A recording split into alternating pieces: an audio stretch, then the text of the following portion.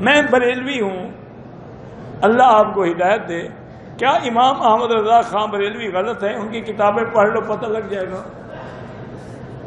ان کی کتابیں پڑھ لو تو آپ کو سمجھ آ جائے گی۔ جس نے اپنی کتابوں میں ماشاءاللہ ایسی ایسی توجیحات لکھی ہیں کہ جو مستوی تھا عرش پہ خدا ہو کر اتر پڑا ہے مدینے میں مصطفیٰ ہو کر، اس سے بڑا شرک بھی ہے دنیا میں۔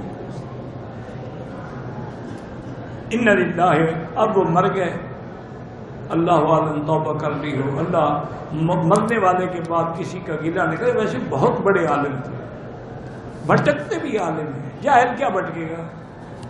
جو تیرنا نہ جانتا ہو کیسے ڈوبے گا؟ وہ تو کنارے پہ کھڑا رہے گا نا، تیرنے والا ڈوبتا ہے۔ بہت بڑا عالم تھا بدبخت۔ بسم اللہ الرحمن الرحیم۔ السلام علیکم۔ دوستو، آپ نے دیکھا اور سنا، یہ شیخ مکی حجازی ہیں، حرم میں یہ درس دیتے ہیں، اور کس طرح کا ان کا علمی لیول ہے، کس طرح کی یہ بات کر رہے ہیں۔ شاہ احمد رضا خان رحمۃ اللہ علیہ کے بارے میں بدبخت کے الفاظ استعمال کر رہے ہیں اور کہہ رہے ہیں کہ وہ گمراہ ہیں۔ آپ ان کی کتابیں پڑھ کے دیکھیں دوستو، آپ ان کی کتابیں ضرور پڑھیں۔ وہ تو عاشق رسول ہیں، سب سے اولا و اعلیٰ ہمارا نبی، مصطفیٰ جان رحمت پہ لاکھوں سلام، شمع بزم ہدایت پہ لاکھوں سلام۔ وہ تو سرکار دو عالم صلی اللہ تعالیٰ علیہ وآلہ وسلم کے بہت بڑے عاشق ہیں۔ جس طرح یہ فتویٰ لگا رہا ہے کہ وہ یہ شعر لکھ کے انہوں نے شرک کیا، یہ شعر ان کا ہے ہی نہیں۔ دوستو، آپ پڑھیں، ان کے شعری مجموعہ ہے ان کا ہدایت بخشش۔ آپ ہدایت بخشش پڑھ لیں، اس طرح کے وزن پر کوئی نعت نہیں، صرف ایک ہے، وہ میں آپ کے سامنے رکھوں گا، آپ اس کو پڑھیے۔ کتنا بڑا جھوٹ باندھ رہے ہیں، کسی کو مشرک کہہ رہے ہیں شاہ احمد رضا خان رحمۃ اللہ علیہ کو، اور کسی اور کے شعر پر۔ یعنی اس سے بڑا کوئی جاہل ہوگا جو جھوٹ باندھا ہے حرم میں بیٹھ کے۔ اگر حرم میں ایک نماز کا ثواب 1,00,000 بنے گا، اس نے حرم میں بیٹھ کر 1,00,000 جھوٹ باندھا شاہ احمد رضا خان رحمۃ اللہ علیہ پر۔ اس کو توبہ کرنی چاہیے کہ کتنا بڑا جھوٹ باندھا اور کس طرح کے الفاظ کہیں۔ یہ ہیں حرم میں بیٹھنے والے لوگ۔ یہ ہدایت بخشش آپ کے سامنے پوری آپ پڑھیں، کہیں آپ کو یہ شعر نہیں ملے گا۔ وہ تو عاشق رسول ہیں، وہ جانتے ہیں خدا کا مرتبہ، وہ جانتے ہیں رسول پاک صلی اللہ تعالیٰ علیہ وآلہ وسلم کا مرتبہ۔ ان کا شعر ہے ہی نہیں۔ اتنا جس پر وہ شرک کا فتویٰ لگا رہے ہیں، وہ شعر پڑھ کے ان کی کتابیں پڑھیں۔ میں کہتا ہوں آپ ان کے فتاوی رضویہ پڑھیں، ہدایت بخشش پڑھیں، آپ کو محبت کے پھول ہی ملیں گے۔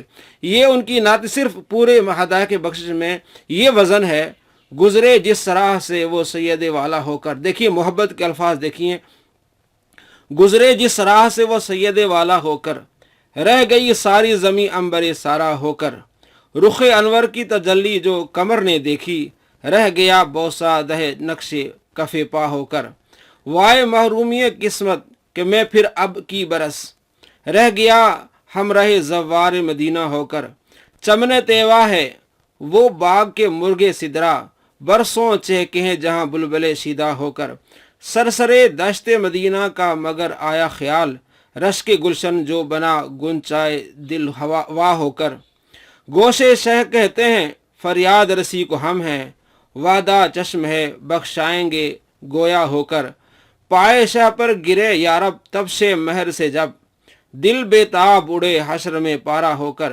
ہے یہ امید رضا کو تیری رحمت سے شہا، نہ ہو زندانی دوزخ تیرا بندہ ہو کر۔ دوستو، اس طرز پر ہدایت بخشش میں اس نعت کے علاوہ کوئی نعت آپ کو نہیں ملے گی۔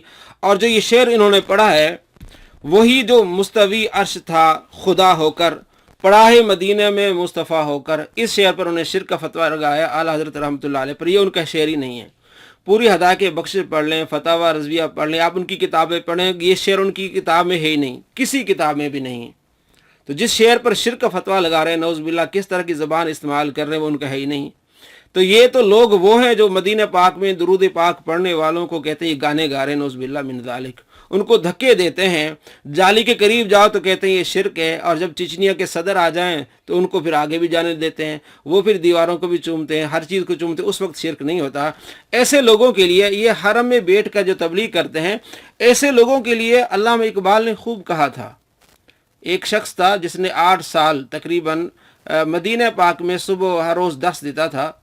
اسے علامہ اقبال نے کہا تیرے دل میں اگر حضور کی محبت نہیں ہے تو ابو لہب ہے۔ علامہ اقبال کی کتاب کلیات اقبال میں لکھا ہوا ہے، علامہ اقبال کی کتاب کلیات اقبال ارمغان حجاز سیکنڈ لاسٹ ان کی ربائی ہے، اس میں اس شخص کو کیا کہتے ہیں، بمصطفیٰ برساں خیشرا کی دی ہماؤست، کہ نبی پاک صلی اللہ تعالیٰ علیہ وآلہ وسلم سے اپنا نسبت، اپنا ناطہ جوڑ لے، آپ صلی اللہ تعالیٰ علیہ وآلہ وسلم سارا دین ہیں۔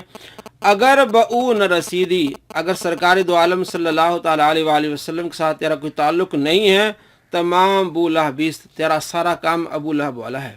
یہ علامہ اقبال نے اس شخص کو کہا تھا، حسین احمد مدنی، جس نے کئی سال مدینہ میں درس حدیث دیا تھا۔ تو یہ وہ بیٹھ کے درس حدیث کے نام پر کس طرح یہ فتوے جھاڑ رہے ہیں، شرک کے فتوے لگا رہے ہیں، اور کس طرح درود پاک پڑھنے والوں کو دوسرے جو لار و مال والے کہتے ہیں یہ گانے گاتے ہیں۔ دوستو آپ کے سامنے بات آ گئی، جو شعر اس نے کہا وہی جو مستوی عرش تھا خدا ہو کر، پڑھا ہے مدینہ میں مصطفیٰ ہو کر، پڑھا، اس طرح کے الفاظ اعلیٰ حضرت کبھی کہہ نہیں سکتے۔ آپ پوری ہدایت کی بخشش پڑھیں، فتاوی رضویہ پڑھیں، آپ کو یہ شعر نہیں ملے گا جس پہ اس نے شرک کا فتویٰ لگایا اور کس طرح کے الفاظ اعلیٰ حضرت امام احمد رضا خان رحمۃ اللہ علیہ کے بارے میں کہے ہیں۔ تو یہ وہ لوگ ہیں جو مدینہ اور مکے میں بیٹھ کر یہ نفرت پھیلاتے ہیں، کفر اور شرک کے فتوے لگاتے ہیں۔ جب یہی لوگ پاکستان آتے ہیں تو پھر بات کرتے ہیں امت ایک ہونی چاہیے، یکجا ہونی چاہیے۔ جب ایسے لوگوں کو خادم حسین رضوی صاحب جواب دیتے ہیں کہ مدینہ میں مکے میں یہ درس دیا کرو، امت کو یکجا ہونے کا مدینہ اور مکے میں درس دیا کرو، تو پھر انہیں بڑی تکلیف ہوتی ہے۔ جیسے پچھلے دنوں امام کعبہ پاکستان آئے، امام کعبہ تو نہیں کہنا چاہیے اس لیے کہ وہ کعبے کی امام تو نہیں، مسجد حرام کی امام ہے، تو مسجد حرام کی امام آئے تو انہوں نے امت کے یکجا ہونے پر درس دیا۔ تو خادم حسین رضوی صاحب نے اتنی بات کہی کہ یہ درس آپ مکے میں کیوں نہیں دیتے، یہ درس آپ مدینہ میں کیوں نہیں دیتے؟ تو بڑے لوگوں کو تکلیف ہوئی۔ صحیح کہا خادم حسین رضوی صاحب نے کہ مدینہ اور مکے میں بیٹھ کر یہ نفرتیں پھیلاتے ہیں، شرک کے فتوے لگاتے ہیں اور کس طرح کی گھٹیا زبان استعمال کرتے ہیں سرکار دو عالم صلی اللہ تعالیٰ علیہ وآلہ وسلم کے عاشقوں پر، آپ صلی اللہ تعالیٰ علیہ وآلہ وسلم کے محبین کو کس طرح تکلیفیں دیتے ہیں۔ تو بات واضح ہو گئی، یہ جو شعر اس نے پڑھا ہے غلط پڑھا ہے، اعلیٰ حضرت کا شعر نہیں ہے، حرم میں بیٹھ کے اس نے جھوٹ بولا ہے امام احمد رضا خان رحمۃ اللہ علیہ پر۔ السلام علیکم ورحمۃ اللہ وبرکاتہ۔